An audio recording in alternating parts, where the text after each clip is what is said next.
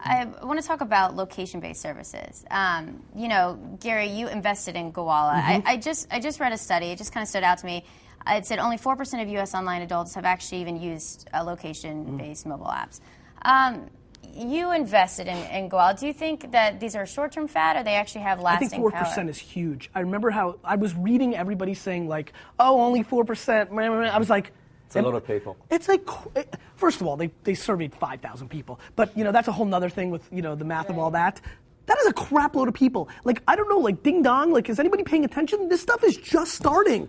I mean, location-based services are like 2 years old in any kind of practicality. Most people don't have smartphones. Do you know what the number of smartphones is gonna look like after this holiday season? And more importantly, once people realize they can save money by checking in on Facebook Places, and they figure out the math in their head that if I save $1 on a piece of pizza, eventually it's gonna pay for my smartphone. I mean, and are people gonna do that? Are people actually gonna move into social media? I think social inducement is definitely going to happen. I don't see why somebody who, you know, coupons win. They've been around for a long time. That is definitely going to happen.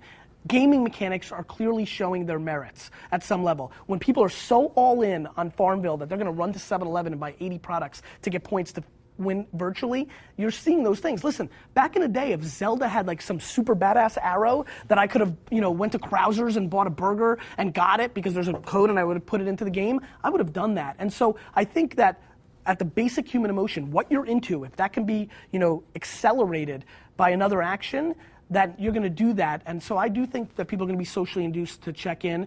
Do I think it's guaranteed? No. Do I think that it's got a lot of upside? Sure I do, because I'm a retailer and I know what people do. What do you think, Paul? I think there's two things. I think you're right, coupons win. I think if you're giving somebody a discount, it's bizarre the things that they'll do in order, the hoops they'll jump through, like a performing chimp to get those discounts. So I think definitely there is something in that. I think I disagree slightly on the game mechanics argument though, because I think things like, if we look at things like Foursquare, which was this, you know, was going to be this game changer, and I see now, I always know when something's finally hit the sort of awareness of PR and marketing departments, because now I keep seeing the Foursquare logo where I previously saw the Twitter one. But it's like this idea that just checking in for the sake of it and earning a badge, it isn't working. And like and maybe this is anecdotal, but I know a lot of people who are hardcore social media fans who have sort of dripped away from Foursquare, and I have no reason to think it won't happen with Gowalla unless you bring in these incentives. I think once you bring in incentives, there are people who are obsessed with saving money who will use them. The question is, does it become a mainstream thing? Does like this idea of checking in at a place and telling your friends where you are hit the mainstream? And I think without a very clear reason for doing it, like even like loyalty cards, like there's an obvious incentive to use them. But there's a lot of people who just can't be bothered with it all and just can't, you know, and it's, so I think, and like with gaming, there's a lot of people, like Farmville's a great example, there are a lot of people who are obsessed with games.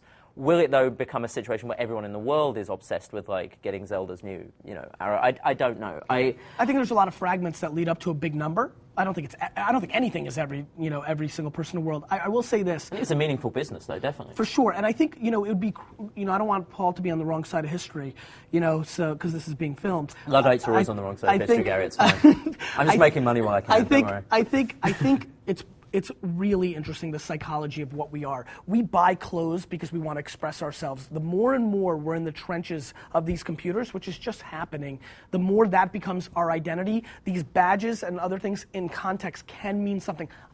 As an investor in Gowalla, as an investor in Simple Geo, as somebody who tells clients to use these products and use them for my own businesses, I never checked into any of them, because I just don't have a need, because I'm not playing amongst my friends, and there was no layering. Now, I have been like walking out, you know, going to Newtown, take out Facebook, and see if there's any little yellow coupon, because, you know, why not? For one, I want to learn. I mean, I've asked a lot of college kids, you know, because I like to survey normals, as I call them. I mean, for old them, people and college kids. Yeah, I'm really focused on that. You know, of course they're going to use it if they can save $1 or $2, because they need every $1 or $2 they can get. So I think coupons wins, but I'm very convinced in 5 years from now we're going to be stunned on the commerce that is done in virtual goods or virtual gaming, driving commerce, because I just understand the psychology of that.